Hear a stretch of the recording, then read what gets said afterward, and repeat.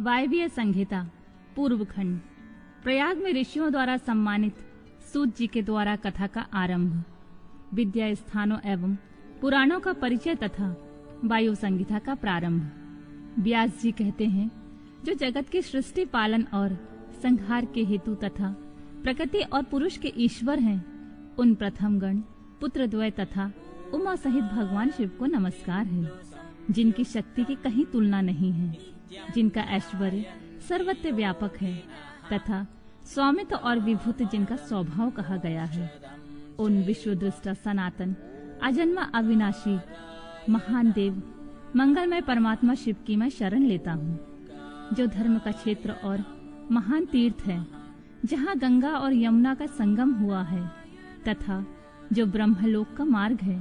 उस प्रयाग में शुद्ध हृदय वाले सत्यव्रत पारायण महातेजस्वी एवं महाभाग मुनियों ने एक महान यज्ञ का आयोजन किया। वहाँ कर्म करने वाले उन महात्माओं के यज्ञ का समाचार सुनकर निपुण कथावाचक त्रिलोकवेत्ता उत्तम नीति के ज्ञाता तथा कांतदर्शी विद्वान पौराणिक शिरोमणि सूत जी वहाँ उस स्थान पर आए। सूत जी को आते देख मुनियों के मन में प्रसन्नता हुई। उन्होंने उनके सांत्वनापूर्ण मधुर बातें कहकर उनकी यथायोग्य पूजा की। मुनियों द्वारा की हुई उस पूजा को ग्रहण करके सूत जी ने उनकी प्रेरणा से अपने लिए बताए गए उपयुक्त आसन को स्वीकार किया। उस समय महर्षियों ने अनुकूल वचनों द्वारा उनका सत्कार करते हुए उन्हें अत्यंत अभिमुख करके यह बात कही। ऋषि बोले, शिव भक्त शिरोमणि महाबुद्धिमान महाभाग, आप सर्वज्ञ हैं और हमारे महान सौभाग्य से यहाँ पधारे हैं। तीनों लोकों में ऐसी कोई बात नहीं है जो आपको विदित ना हो। आप भाग्यवश हमें दर्शन देने के लिए स्वयं यहाँ आ गए हैं, अतः अब हमारा कोई कल्याण किए बिना आपको यहाँ से व्यर्थ नहीं जाना चाहिए। इसलिए आप हमें शीघ्र ही वह पवित्र पुराण सुनाएं, जो अत्यंत श्रवणीय उत्तम कथा और ज्ञान से युक्त और वेदांत से सार सर्वज्ञ और संपन्न हो। वेदवादी मुनि ने जब इस प्रकार की प्रार्थना की, तब सूत जी ने मधुर न्याय युक्त एवं शुभ वचनों से उन्हें इस प्रकार उत्तर दिया। सूत जी ने कहा, महर्षियों, आपने मेरा सत्कार किया और मुझ पर कृपा की है। ऐसी दशा में आपसे प्रेरित होकर मैं आपके समक्ष महर्षियों द्वारा सम्मानित पुराण का भली भांति प्रवचन क्यों नहीं करूंगा। अब मैं महादेव जी, देवी पार्वती, कुमार स्कंदन, गणेश जी, नंदी तथा सत्यवती कुमार साक्षात भगवान व्यास जी को प्रणाम करके उस परम पवित्र वेद तुल्य पुराण की कथा कहूंगा, जो शिव तत्व के ज्ञान का सागर है और भोग एवं मोक्ष रूपी फल देने वाला साक्षात साधन है। विद्या के संपूर्ण स्थानों का, पुराणों की संख्या का और उनकी उत्पत्ति का विवरण दे रहा हूँ। आप लोग मुझसे इस विषय को ध्यान पूर्वक सुने। 6 वेदांग, 4 वेद, मीमांसा, विस्तृत न्याय शास्त्र, पुराण और धर्मशास्त्र, ये 14 विद्याएं हैं। इनके साथ आयुर्वेद, धनुर्वेद, गंधर्व वेद और उत्तम अर्थशास्त्र को भी गिन लिया जाए तो ये विद्याएं 18 हो जाती हैं। इन 18 विद्याओं के मार्ग एक दूसरे से भिन्न हैं तथा सबके निर्माता त्रिकालदर्शी विद्वान साक्षात भगवान शूलपाणी शिव हैं, ऐसा श्रुति का कथन है। संपूर्ण जगत के स्वामी उन भगवान शिव को जब समस्त संसार की सृष्टि करने की इच्छा हुई, तब उन्होंने सबसे पहले अपने सनातन पुत्र साक्षात ब्रह्मा जी को उत्पन्न किया और उन प्रथम पुत्र विश्वयोनि ब्रह्मा को परमेश्वर शिव ने जगत की सृष्टि का ज्ञान प्राप्त करने के लिए पहले से सब विद्याएं दी। उसके बाद उन्होंने पालन करने के लिए भगवान श्री हरि को नियुक्त किया और उन्हें जगत की रक्षा के लिए शक्ति प्रदान की। वे भगवान विष्णु ब्रह्मा जी के भी पालक हैं। ब्रह्मा जी विद्या प्राप्त करके जब प्रजा की सृष्टि के लिए विस्तार कार्य में लगे, तब उन्होंने संपूर्ण शास्त्रों में पहले पुराण को ही स्मरण किया और उन्हीं को वे प्रकाश में लाए। पुराणों के प्रकट होने के अनंतर उन्हें 4 मुखों से चारों वेदों का प्रादुर्भाव हुआ। फिर उन्हीं के मुख से संपूर्ण शास्त्रों की प्रवृत्ति हुई। द्वापर में भगवान श्री हरि सत्यव्रती के गर्भ से उसी तरह प्रकट हुए जैसे अरण्य से आग प्रकट होती है। उस समय उनका नाम श्री कृष्ण द्वैपायन हुआ। मुनिवर श्री कृष्ण द्वैपायन ने वेदों को संक्षिप्त करके उन्हें 4 भागों में विभक्त किया। इस प्रकार 4 भागों में वेदों का विस्तार करने से वे लोक में वेद व्यास के नाम से विख्यात हुए।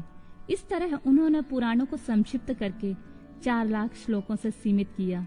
आज भी देवलोक में पुराणों का विस्तार 100 कोटि श्लोकों में है, जो द्विज 6 अंगों और उपनिषदों सहित 4 वेदों को जानता है, किंतु पुराण को नहीं जानता है, वह महान श्रेष्ठ ब्राह्मण नहीं हो सकता। इतिहास और पुराणों से वेद की व्याख्या करें। जिसका ज्ञान बहुत कम है, अर्थात जो पौराणिक ज्ञान से तुल्य है, ऐसे पुरुष से वेद यह सोचकर डरता है कि यह मुझ पर प्रहार कर बैठेगा। सर्ग प्रतिसर्ग, वंश, मनवंतर और वंशानुचरित ये पुराणों के 5 लक्षण हैं। छोटे और बड़े के भेद से 18 पुराण बताए गए हैं। ब्रह्म पुराण, पद्य पुराण, विष्णु पुराण, शिव पुराण, भागवत पुराण, भविष्य पुराण, नारद पुराण, मार्कंडेय पुराण, अग्नि पुराण, ब्रह्मा वैवर्त पुराण, लिंग पुराण, वराह पुराण, स्कंद पुराण, वामन पुराण, कूर्म पुराण, मत्स्य पुराण, गरुड़ पुराण और ब्रह्मांड पुराण। यह पुराणों का पवित्र क्रम है।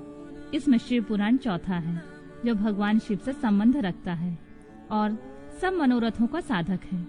इस ग्रंथ की श्लोक संख्या 1 लाख है और यह 12 संहिताओं में विभक्त है। इसका निर्माण साक्षात भगवान शिव ने ही किया और इससे धर्म प्रतिष्ठित है। वेद व्यास ने 1 लाख श्लोकों वाले शिव पुराण को संक्षिप्त करके 24,000 श्लोकों में कर दिया है। इसमें 7 संहिताएं हैं। पहली विश्वेश्वर संहिता, दूसरी रुद्र संहिता, तीसरी शतरुद्र संहिता, चौथी कोटि रुद्र संहिता, 5वीं उमा संहिता, 6ठी कैलाश संहिता और 7वीं वायवीय संहिता है। इस प्रकार इसमें 7 संहिताएं हैं। विश्वेश्वर संहिता में 2000, रुद्र संहिता में 10,500, शतरुद्र संहिता में 2,180, कोटि रुद्र संहिता में 2,240, उमा संहिता में 1,840, कैलाश संहिता में 1,240 और वायवीय संहिता में 4,000 श्लोक हैं। इस परम पवित्र शिव पुराण को आप लोगों ने सुन लिया है। केवल 4,000 श्लोकों की वायवीय संहिता रह गई है, जो 2 भागों से युक्त है। उसका वर्णन मैं करूंगा। जो वेदों का विद्वान ना हो, उसको इस उत्तम शास्त्र का वर्णन नहीं करना चाहिए। जो पुराणों को ना जानता हो, जिसकी पुराण पर श्रद्धा ना हो, उससे भी इसकी कथा नहीं सुननी चाहिए। जो भगवान शिव का भक्त हो, शिवोक्त धर्म का पालन करता हो और दोष दृष्टि से रहित हो, उस जांचे बूझे हुए धर्मात्मा शिष्य को ही इसका उपदेश देना चाहिए। जिनकी कृपा से मुझको पुराण संहिता का ज्ञान है, उन अमित तेजस्वी भगवान व्यास जी के पास जाकर उनकी स्तुति करके उनसे परम पुरुष के विषय में प्रश्न करना और ब्रह्मा जी का आनंद मग्न हो रुद्र कहकर उत्तर देना।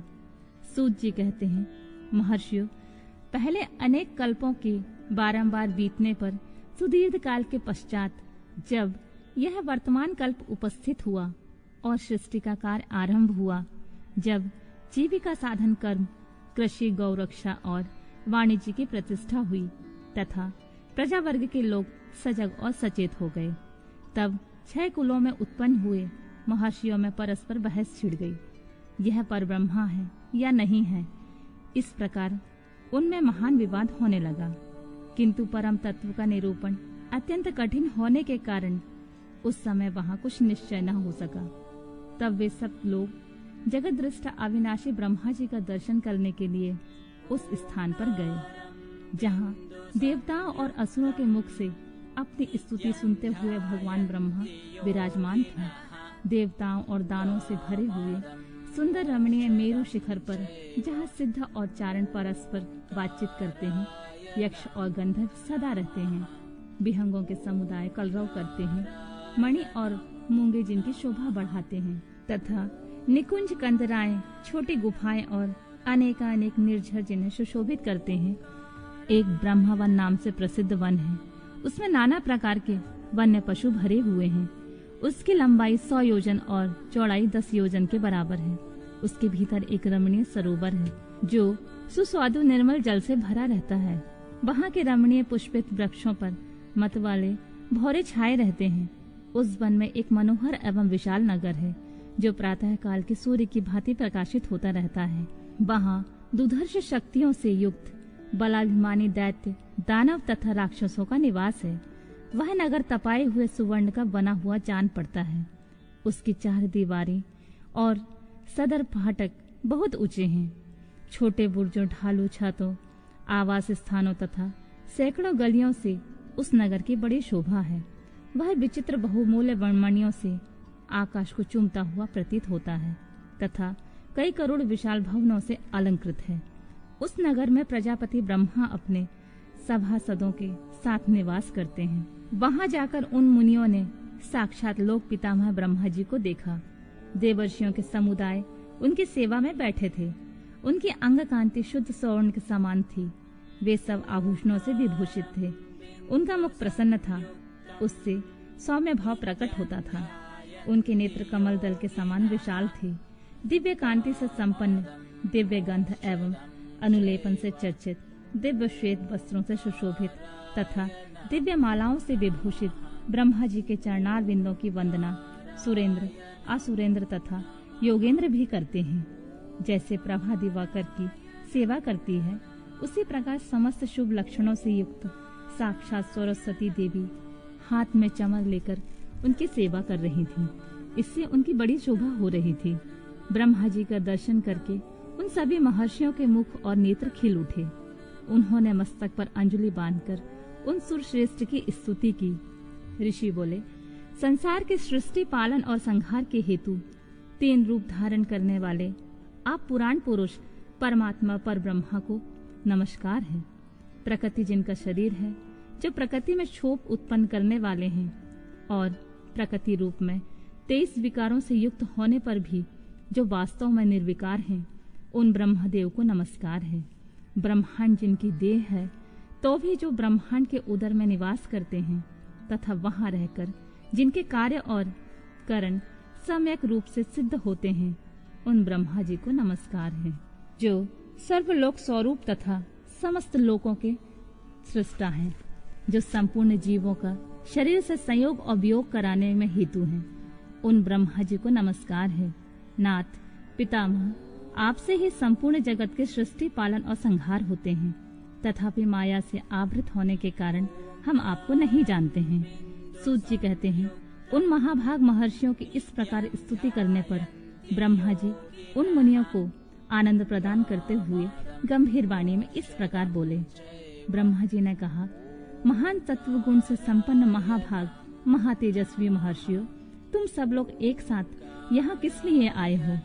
ब्रह्मा जी की इस प्रकार पूछने पर ब्रह्मा बेताओं में श्रेष्ठ उन सभी मुनियों ने हाथ जोड़कर विनय भरी वाणी में कहा, भगवान, हम लोग अज्ञान के महान अंधकार से आवृत हो खिन्न हो रहे हैं।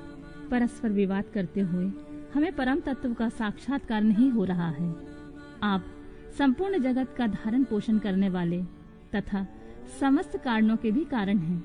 नाथ, यहाँ कोई ऐसी वस्तु नहीं है जो आपको विदित ना हो।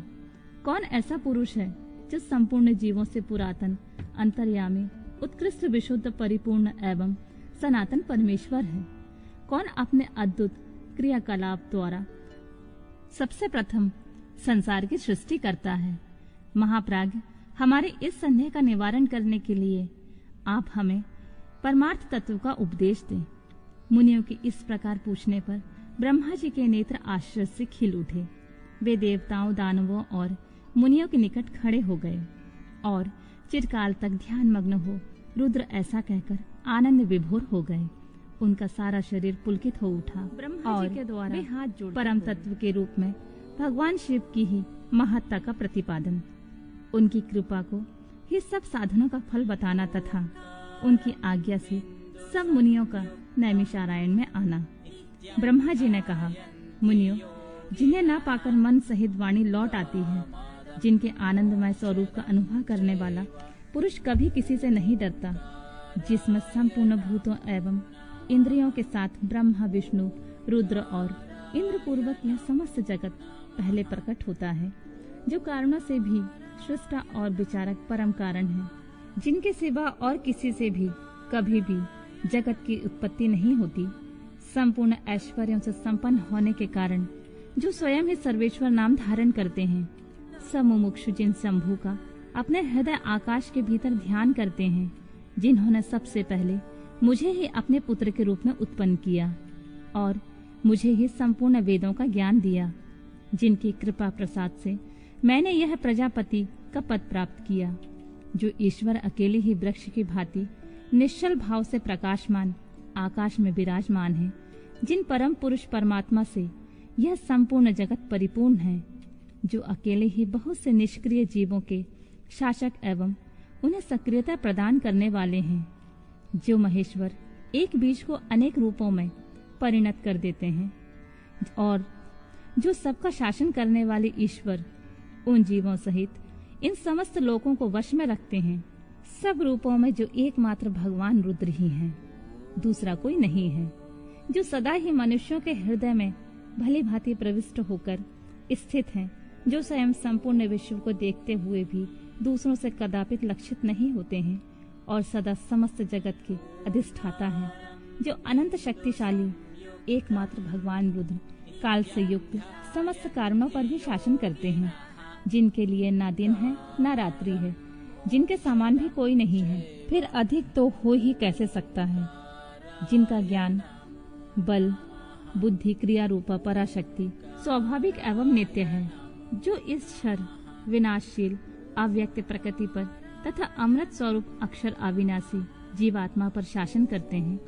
उनका निरंतर ध्यान करने से, मन को उनमें लगाए रहने से तथा उन्हीं के तत्व की भावना करते हुए उनमें तन्मय रहने से जीव अंत में उन्हीं को प्राप्त हो जाता है। फिर तो सारी माया अपने आप दूर हो जाती है। उनके पास ना तो बिजली प्रकाश करती है, न सूर्य और चंद्रमा अपनी प्रभा फैलाते हैं, अपितु उन्हीं के प्रकाश से संपूर्ण जगत प्रकाशित होता है। ऐसा सनातन श्रुति का कथन है। एकमात्र महादेव महेश्वर को ही अपना आराध्य देव जानना चाहिए। उनसे श्रेष्ठ कोई दूसरा पद उपलब्ध नहीं होता। ये स्वयं सभी सबके आदि हैं, किंतु इनका न आदि है न अंत है। ये स्वभाव से ही निर्मल, स्वतंत्र, परिपूर्ण, स्वेच्छाधीन तथा चराचर रूप है। इनका शरीर अप्राकृतिक दिव्य है। ये श्रीमान महेश्वर लक्ष्य और लक्षण से रहित हैं। ये नित्य मुक्त होकर सबको बंधन से मुक्त करने वाले हैं। काल की सीमा से परे रहकर काल को प्रेरित करने वाले हैं। ये सबके ऊपर निवास करते हैं, स्वयं ही सबके आवास स्थान है, सर्वज्ञ है तथा 6 प्रकार के मार्ग से युक्त इस संपूर्ण जगत के पालक हैं। उत्तरोत्तर उत्कृष्ट भूतों से परम उत्कृष्ट हैं। उनसे बढ़कर दूसरा कोई नहीं है। अत्यंत आनंद राशि रूपी मकरंद का पान करने वाले मधुव्रत हैं। अखंड ब्रह्मांडों को मसलकर मृत्यु पिंड के समान कर देने की कला में पंडित हैं। उदारता, वीरता, गंभीरता तथा मधुरता के महासागर हैं। इनके समान कोई भी वस्तु नहीं है, फिर इनसे बढ़कर तो हो ही कैसे सकती है। ये उमा सहित है, समस्त प्राणियों के राजाधिराज के रूप में विराजमान है। ये ही सृष्टि के प्रारंभ में अपने अद्भुत क्रियाकलाप द्वारा इस संपूर्ण जगत की सृष्टि करते हैं और अंत काल में यह फिर इन्हीं में लीन हो जाएगा। सब प्राणी इन्हीं के वश में हैं। यही सबको विभिन्न कार्यों में नियुक्त करने वाले हैं। पराभक्ति से इनका दर्शन होता है, अन्य किसी प्रकार से कभी नहीं। व्रत, संपूर्ण दान, तपस्या और नियम, इन सब साधनों को पूर्व काल में सत्पुरुषों ने भाव शुद्धि तथा अनुराग की उत्पत्ति के लिए ही बताया था। इसमें संशय नहीं है। मैं भगवान विष्णु, रुद्रदेव तथा दूसरे देवता एवं असुर आज भी उग्र तपस्याओं के द्वारा उनके दर्शन करने की इच्छा रखते हैं। धर्मभ्रष्ट, मूढ़, दुष्ट और घृणित आचार विचार वाले लोगों को उनके दर्शन होना असंभव है। भक्तजन भीतर और बाहर भी उन्हीं का पूजन और ध्यान करते हैं। यह रूप 3 प्रकार का है, स्थूल, सूक्ष्म और इन दोनों से परे। हम सब देवता आदि जिस रूप को प्रत्यक्ष देखते हैं वह स्थूल है। सूक्ष्म रूप का दर्शन केवल योगियों को होता है और उनसे भी परे जो नित्य ज्ञान स्वरूप, आनंदमय और अविनाशी भगवत स्वरूप हैं, वह उनमें निष्ठा रखने वाले भजन पारायण भक्तों को ही दृष्टि में आता है। भगवत व्रत का आश्रय लेने वाले भक्त ही उसको देख पाते हैं। इस विषय में अधिक कहने से क्या लाभ है। गुहा से वे गुहातर एवं उत्कृष्ट साधन है। भगवान शिव के प्रति भक्ति, जो उस भक्ति से युक्त है, वह संसार बंधन से मुक्त हो जाता है, इसमें संदेह नहीं है। वह भक्ति भगवान शिव की कृपा से ही उपलब्ध होती है और उनकी कृपा से ही भक्ति ही संभव होती है। इस प्रकार ये दोनों एक दूसरे के आश्रित हैं। ठीक वैसे ही जैसे अंकुर से बीज और बीज से अंकुर होता है। जीव को भगवत कृपा से ही सर्वत्र सिद्धियां प्राप्त होती हैं। संपूर्ण साधनों से अंत में भगवान की कृपा ही साध्य है। अंतःकरण की शुद्धि या प्रसाद का साधन है। धर्म और उस धर्म के स्वरूप का प्रतिपादन वेद ने किया है। वेदों के अभ्यास से पहले के पुण्य और पापों में समता आती है। उस समता से प्रसाद, प्रसन्नता या अंतः शुद्धि का संपर्क प्राप्त होता है और उससे धर्म की वृद्धि होती है। धर्म की वृद्धि से पशु पापों का क्षय होता है। इस तरह जिसके पाप क्षीर्ण हो गए हैं, उस जीव को अनेक जन्मों में भी अभ्यास से क्रमशः उमा महेश्वर के तत्व का ज्ञान प्राप्त होकर उसके हृदय में उनके प्रति भक्ति का उदय होता है और उस भक्ति भाव के अनुरूप ही महेश्वर की कृपा प्रसाद का उद्रेक होता है। उस प्रसाद से कर्मों का त्याग होता है। कर्मों के त्याग का अभिप्राय उनके फलों के त्याग से है, कर्मों के स्वरूपतः त्याग से नहीं। अतः यह सिद्ध हुआ है कि कर्म फलों के त्याग से शिव धर्म में मंगलमय प्रवृत्ति होती है। इसलिए शिव का कृपा प्रसाद प्राप्त करने के उद्देश्य से तुम सब लोग अपने स्त्री पुरुष और अग्नियों के साथ वाणी और मन के दोषों से रहित होकर एकमात्र भगवान शिव का ही ध्यान करते रहो। इन्हीं में निष्ठा रखकर उनके भजन में तत्पर हो जाओ। उन्हीं में मन लगाकर उनके आश्रित होकर रहो। सब कार्य करते हुए मन से उन्हीं का चिंतन किया करो। 1,000 दिव्य वर्षों के लिए दीर्घकालिक यज्ञ का आयोजन करके उसे पूर्ण करो। यज्ञ के अंत में मंत्र द्वारा आवाहन करने पर साक्षात वायु देवता वहां पधारेंगे। फिर वे ही तुम सब लोगों के कल्याण का साधक और उपाय बताएंगे। तत्पश्चात तुम सब लोग परम सुंदर पुण्यमयी वाराणसीपुरी को जाना, जहाँ पिनाक मणि श्रीमान भगवान विश्वनाथ भक्तजनों पर अनुग्रह करने के लिए देवी पार्वती के साथ सदा विहार करते हैं। दुर्योत्तमों, वहां तुम्हें बड़ा भारी आश्चर्य दिखाई देगा। इन आश्चर्य को देखकर फिर तुम मेरे पास आना, तब मैं तुम्हें मोक्ष का उपाय बताऊंगा। इस उपाय से एक ही जन्म में मुक्ति तुम्हारे हाथ में आ जाएगी, जो अनेक जन्म से संसार बंधन से छुटकारा दिलाने वाली होगी। यह मैंने मनोमय चक्र का निर्माण किया है। इस चक्र को मैं यहाँ से छोड़ता हूँ। जहाँ जाकर इसकी नैमी विशीर्ण हो जाए, टूट फूट जाए, वही तपस्या के लिए शुभ देश है। ऐसा कहकर पितामह ब्रह्मा ने उस सूर्य तुल्य तेजस्वी मनोमय चक्र की ओर देखा और महादेव जी को प्रणाम करके उसे छोड़ दिया।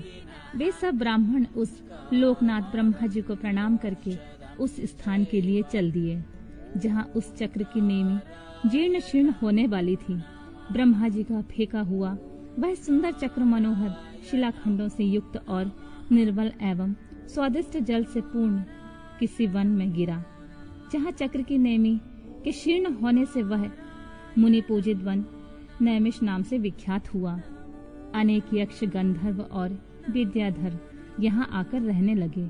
पूर्व काल में जगत की सृष्टि करने की इच्छा रखने वाले विश्वदृष्टा एवं गार्हपत्य अग्नि के उपासक ब्रह्माग्य प्रजापतियों ने वही दिव्य यज्ञ का आरंभ किया था। वहीं शब्द शास्त्र, अर्थशास्त्र तथा न्याय शास्त्र के ज्ञाता विद्वान महर्षियों ने शक्ति ज्ञान और क्रिया योग के द्वारा शास्त्रीय विधि का अनुष्ठान किया था। उसी स्थान पर वेद वेदता विद्वान सदावाद और जल्प के बल से युक्त वचनों द्वारा अतिवाद करने वाले वेद बहिष्कृत नास्तिकों को पराहत या पराजित करते थे। तभी से नैमिषारण्य ऋषियों की तपस्या की योग स्थान बन गया। इस स्फटिक मणिमय पर्वत की शिलाओं से झरते हुए अमृत के समान मधुर एवं स्वच्छ जल के कारण वह वन बड़ा ही रमणीय प्रतीत होता है। वहाँ प्रातः अत्यंत रसीले फल देने वाले वृक्ष हैं तथा उस वन में नैमिषारण्य में दीर्घ सत्र के अंत में मुनियों के पास वायु देवता का आगमन, उनका सत्कार तथा ऋषियों के पूछने पर वायु के द्वारा पशुपाश एवं पशुपति का तात्विक विवेचन। सूत जी कहते हैं, मुनीश्वरों, उस समय उत्तम व्रत का पालन करने वाले उन महाभाग महर्षियों ने उस देश में महादेव जी की आराधना करते हुए एक महान यज्ञ का आयोजन किया। वह यज्ञ जब आरंभ हुआ तब महर्षियों को सर्वथा आश्चर्यजनक जान पड़ा। तदनंतर समय बीतने पर जब प्रचुर दक्षिणाओं से युक्त वह यज्ञ समाप्त हुआ तब ब्रह्मा जी की आज्ञा से वायुदेव स्वयं वहां पधारे। उनको आया देख दीर्घकालिक यज्ञ का अनुष्ठान करने वाले वे मुनि ब्रह्मा जी की बात को याद करके अनुपम हर्ष का अनुभव करने लगे। उन सब ने उठकर आकाश जन्मा वायु देवता को प्रणाम किया और उन्हें बैठने के लिए एक सोने का बना हुआ आसन दिया। वायु देवता उस आसन पर बैठे। मुनियों ने उनकी विधिवत पूजा की। तदनंतर उन सब का अभिनंदन करके वे कुशल मंगल पूछने लगे। वायु देवता बोले, ब्राह्मणों, इस महान यज्ञ का अनुष्ठान पूर्ण होने तक तुम सब लोग सकुशल रहे ना? यज्ञहंता देवद्रोही दैत्यों ने तुम्हें कोई बाधा तो नहीं पहुंचाई? तुम्हें कोई प्रायश्चित तो नहीं करना पड़ा? तुम्हारे यज्ञ में कोई दोष तो नहीं आया? क्या तुम लोगों ने स्त्रोत और शस्त्र ग्रहों द्वारा देवताओं का, पितृकर्मों का, पितरों का भली भांति पूजन करके यज्ञ विधि का अनुष्ठान भली भांति संपन्न किया? इस महायज्ञ की समाप्ति हो जाने पर अब आप लोग क्या करना चाहते हैं? मुनियों ने कहा, प्रभु, हमारे कल्याण की वृद्धि के लिए जब आप स्वयं यहाँ आ गए हैं, जब अब हमारा सब प्रकार से कुशल मंगल ही है तथा हमारी तपस्या भी उत्तम होगी, अब पहले का वृतांत सुनिए। हमारा हृदय अज्ञान अंधकार से आक्रांत हो गया था। तब हमने विज्ञान की प्राप्ति के लिए पूर्व काल में प्रजापति की उपासना की। शरणागत वत्सल प्रजापति ने हम शरणागतों पर कृपा करके इस प्रकार कहा, ब्राह्मणों, रुद्रदेव सबसे श्रेष्ठ हैं, वही परम कारण हैं। उन्हें तर्क से नहीं जाना जा सकता। भक्तिमान पुरुष ही उनके स्वरूप को ठीक ठाक देखता और समझता है। भक्ति भी उनकी कृपा से ही मिलती है और उस कृपा से ही परमानंद की प्राप्ति होती है। अतः उनकी कृपा प्रसाद को प्राप्त करने के लिए तुम लोग नैमिषारण्य में यज्ञ का आयोजन करो। दीर्घ काल तक चलने वाले उस यज्ञ के द्वारा परम कारण रुद्रदेव की आराधना करो। यज्ञ के अंत में उन रुद्रदेव की कृपा प्रसाद से वायु देवता वहां पधारेंगे। उनके मुख से वहां तुम्हें ज्ञान लाभ प्राप्त होगा और उससे कल्याण की प्राप्ति होगी। महाभाग, ऐसा आदेश देकर परमेश्वरी ने हम सबको यहाँ भेजा। हम इस देश में आपके आगमन की प्रतीक्षा करते हुए 1 सहस्र दिव्य वर्षों तक दीर्घकालिक यज्ञ के अनुष्ठान में लगे रहे। अतः इस समय आपके आगमन के सिवा हमारे लिए कोई दूसरी प्रार्थनीय वस्तु नहीं है। दीर्घ काल से यज्ञ अनुष्ठान में लगे हुए उन महर्षियों का यह पुरातन वृतांत सुनकर वायु देवता मन ही मन प्रसन्न हो मुनियों से घिरे हुए वहां बैठे रहे। फिर उन सबके पूछने पर उनके भक्ति भाव की वृद्धि के लिए उन्होंने भगवान शंकर की सृष्टि आदि ऐश्वर्य को संक्षेप से बताया। नैमिषारण्य के ऋषियों ने पूछा, देव, आपने ईश्वर विषय ज्ञान कैसे प्राप्त किया तथा आप अव्यक्ता जन्मा ब्रह्मा जी के शिष्य किस प्रकार हुए?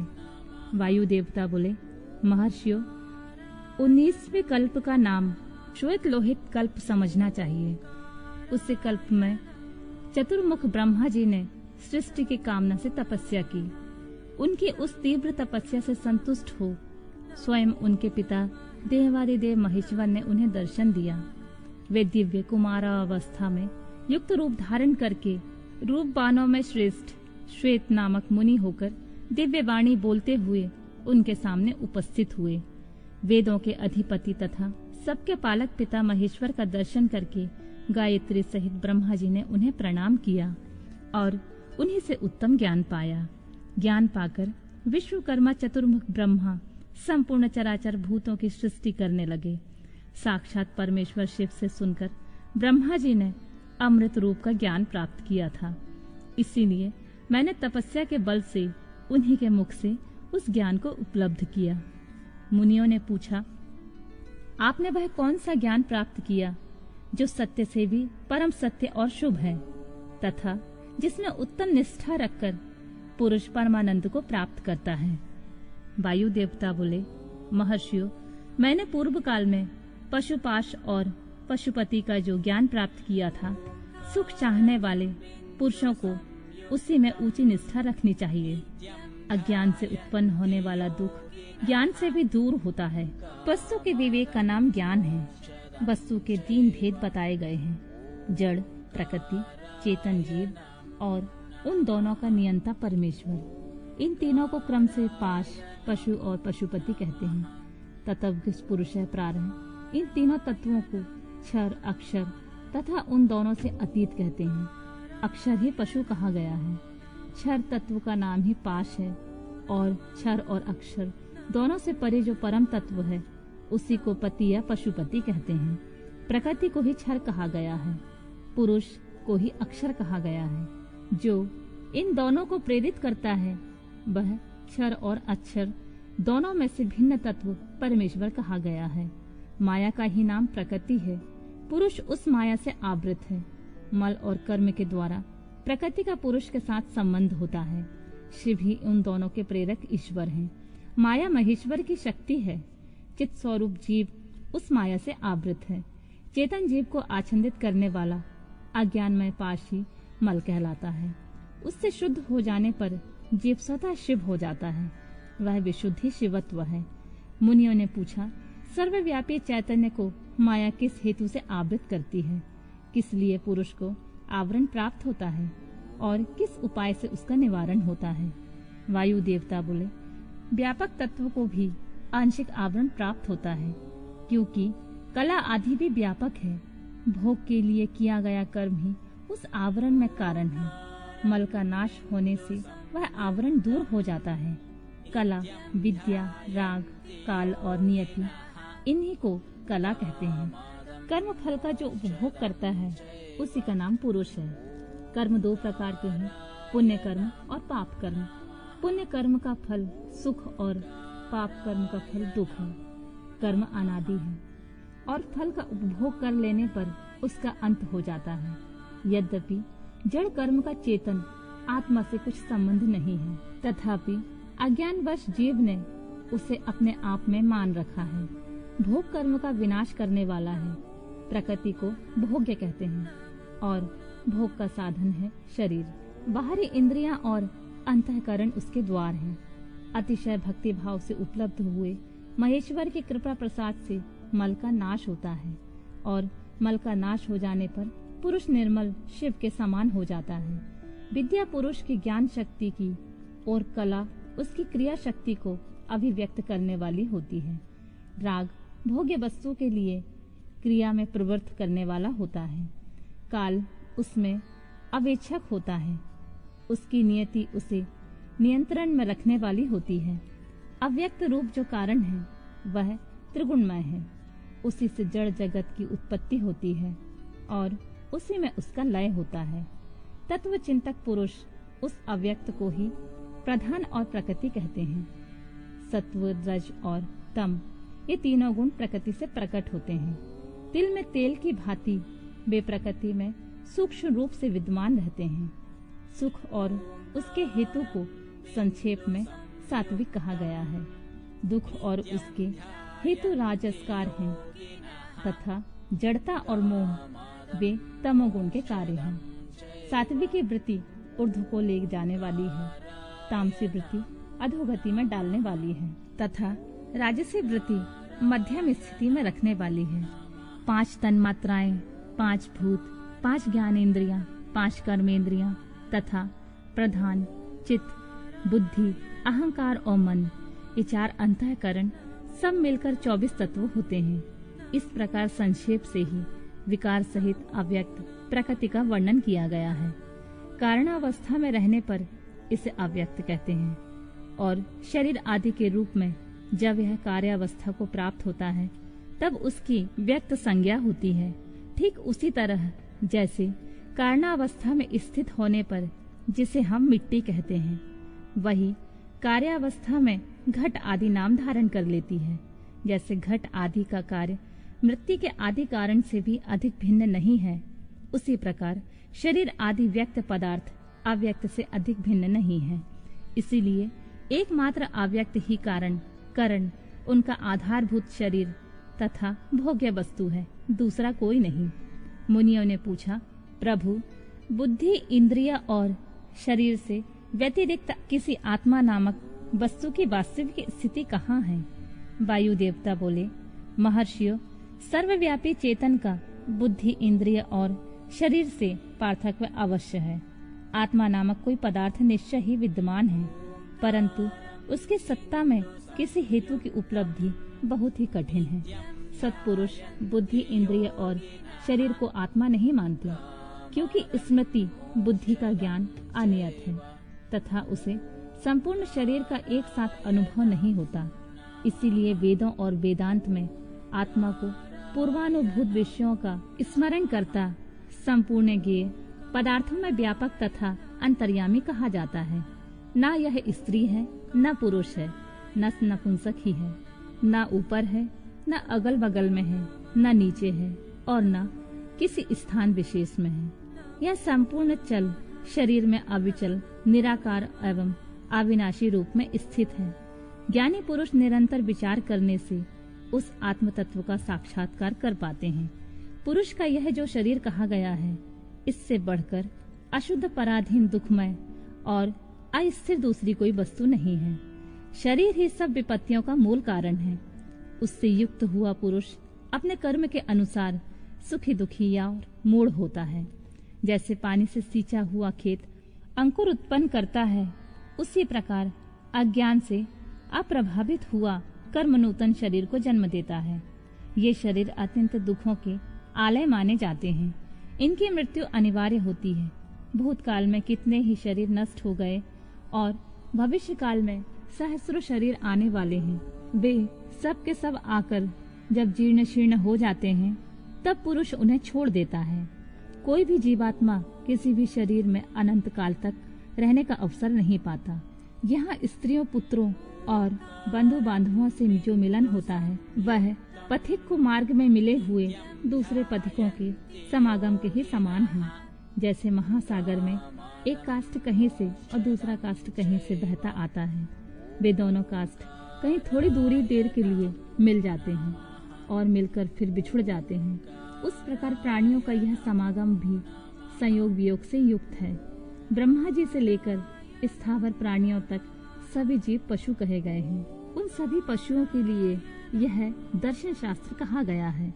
यह जीव पाशों में बंधता है और दुख सुख भोगता है, इसलिए पशु कहलाता है।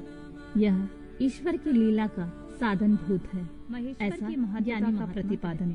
वायु देवता कहते हैं, महर्षियों, इस विश्व का निर्माण करने वाला कोई पति है जो अनंत रमणीय गुणों का आश्रय कहा गया है। वही पशुओं को पाश से मुक्त कराने वाला है। उसके बिना संसार की सृष्टि कैसे हो सकती है? क्योंकि पशु अज्ञानी और पाश अचेतन है। प्रधान परमाणु आदि जितने भी जड़ तत्व हैं, उन सब का कर्ता वह पति ही है। यह बात स्वयं समझ में आ जाती है। किसी बुद्धिमान या चेतन कारण के बिना इन जड़ तत्वों का निर्माण कैसे संभव है?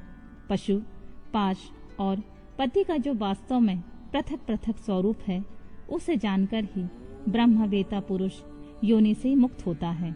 क्षर और अक्षर ये दोनों एक दूसरे से संयुक्त होते हैं। पति या महेश्वर ही व्यक्ताव्यक्त जगत का भरण पोषण करते हैं। वे ही जगत को बंधन से छुड़ाने वाले हैं। भोक्ता, भोग और प्रेरक, ये तीन ही तत्व ज्ञान जानने योग्य हैं। विज्ञ पुरुष के लिए इनसे भिन्न कोई दूसरी वस्तु जानने योग्य नहीं है। सृष्टि के आरंभ से ही एक ही रुद्रदेव विद्यमान रहते हैं, दूसरा कोई नहीं होता। वे ही इस जगत की सृष्टि करके इसकी रक्षा करते हैं और अंत में सबका संहार कर डालते हैं। उनके सब ओर नेत्र हैं, सब ओर मुख हैं और सब ओर भुजाएं हैं और सब ओर चरण हैं। ये ही सबसे पहले देवताओं में ब्रह्मा जी को उत्पन्न करते हैं। श्रुति कहती है कि रुद्रदेव सबसे श्रेष्ठ महान ऋषि हैं। मैं इन महान अमृत स्वरूप अविनाशी पुरुष परमेश्वर को जानता हूँ। इनकी अंग कांति सूर्य के समान है। ये प्रभु अज्ञान अंधकार से परे विराजमान है। इन परमात्मा से परे और कोई दूसरी वस्तु नहीं है। इनमें अत्यंत सूक्ष्म और इनसे अधिक महान और कुछ भी नहीं है। यह सारा जगत परिपूर्ण है। इनके सब ओर हाथ, पैर, नेत्र, मस्तक, मुख और कान हैं। ये लोक में सबको व्याप्त करके स्थित हैं। ये संपूर्ण इंद्रियों के विषयों को जानने वाले हैं, परंतु वास्तव में सब इंद्रियों से रहित हैं। सबके स्वामी, शासक, शरणदाता और सुहद्र हैं। ये नेत्र के बिना भी देखते हैं और कान के बिना भी सुनते हैं। ये सबको जानते हैं, किंतु इनको परिपूर्ण रूप से जानने वाला कोई नहीं है। इन्हें परम पुरुष कहते हैं। ये अणु से भी अत्यंत अणु और महान से भी परम महान है। ये अविनाशी महेश्वर इस जीव की हृदय गुफा में निवास करते हैं। एक साथ रहने वाले दो पक्षी एक ही वृक्ष का आश्रय लेकर रहते हैं। उनमें से एक तो वृक्ष के कर्म रूप फल का स्वाद ले लेकर उपभोग करता है, किंतु दूसरा उस वृक्ष के फल का उपभोग न करता हुआ केवल देखता रहता है। जीवात्मा इस वृक्ष के प्रति आसक्ति में डूबा हुआ है, अतः मोहित होकर शोक करता रहता है। जब वह कभी भक्त कृपा से भक्त सेवित परम कारण रूप परमेश्वर का और उनकी महिमा का साक्षात्कार कर लेता है, तब शोक रहित हो सुखी हो जाता है। छंद, यज्ञ, क्रंथ तथा भूत, वर्तमान और भविष्य संपूर्ण विश्व का वह माया भी रचता है और माया से ही उसमें प्रविष्ट होकर रहता है। प्रकृति को ही माया समझना चाहिए और महेश्वर ही वह माया भी है। ये विश्वकर्मा महेश्वर ही परम देवता परमात्मा है, जो सबके हृदय में विराजमान है। उन्हें जानकर ही पुरुष परमानंदमय अमृत का अनुभव करता है। ब्रह्मा से भी श्रेष्ठ असीम एवं अविनाशी परमात्मा में विद्या और अविद्या दोनों गुण भाव से स्थित हैं। विनयशील जड़ वर्ग को ही यहाँ अविद्या कहा गया है और अविनाशी जीव को विद्या नाम दिया गया है। जो उन दोनों विद्या और अविद्या पर शासन करते हैं, वे महेश्वर उनसे सर्वथा भिन्न विलक्षण हैं। ये प्रतापी महेश्वर इस जगत में समष्टि भूत और इंद्रिय वर्ग रूप एक एक जाल को अनेक प्रकार से रचकर इसका विस्तार करते हैं। फिर अंत में संहार करके सबको अनेक प्रकार से एक में परिणित कर देते हैं तथा पुनः सृष्टि काल में सबकी पूर्ववत रचना करके सब पर आधिपत्य करते हैं।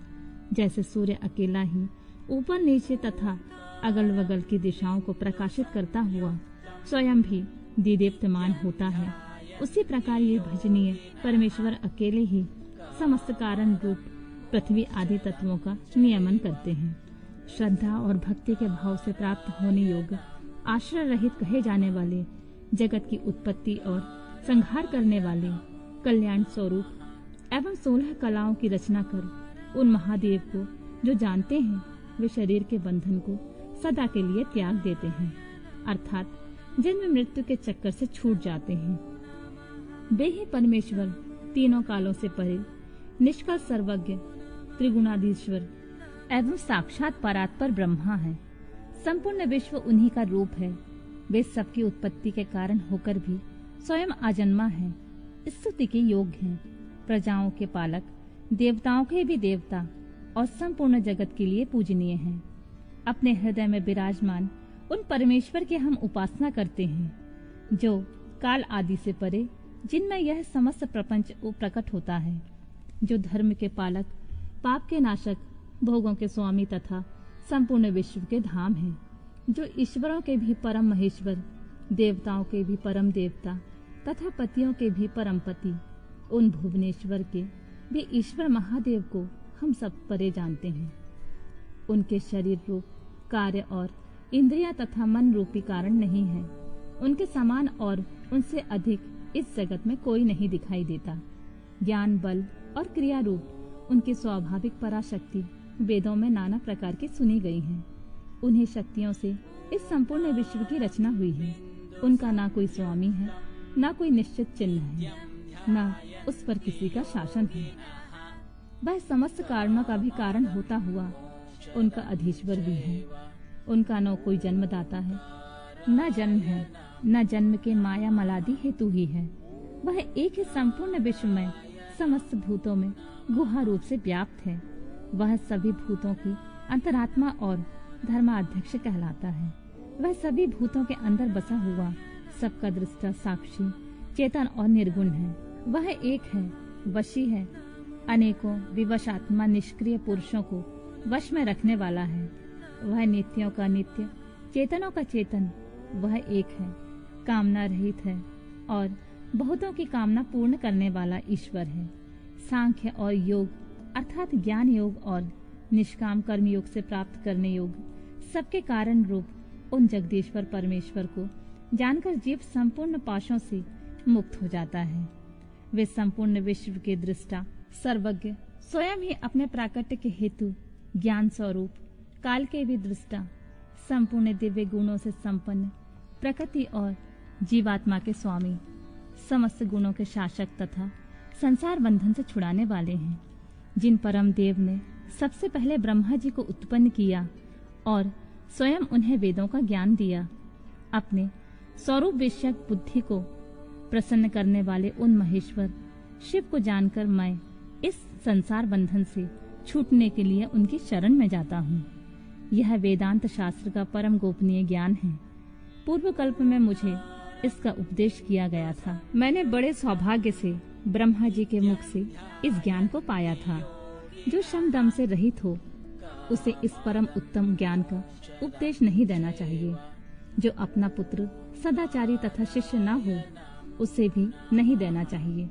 जिनकी परम देव परमेश्वर में परम भक्ति हो, जैसे परमेश्वर में है वैसे ही गुरु में भी है। उस महात्मा पुरुष के हृदय में ही ये बताए हुए रहस्यमय अर्थ प्रकाशित होते हैं। अतः संक्षेप में यह सिद्धांत की बात सुनो। भगवान शिव प्रकृति और पुरुष से परे हैं। वे ही सृष्टि काल में जगत को रचते और संहार काल में पुनः सबको आत्मसात कर लेते हैं।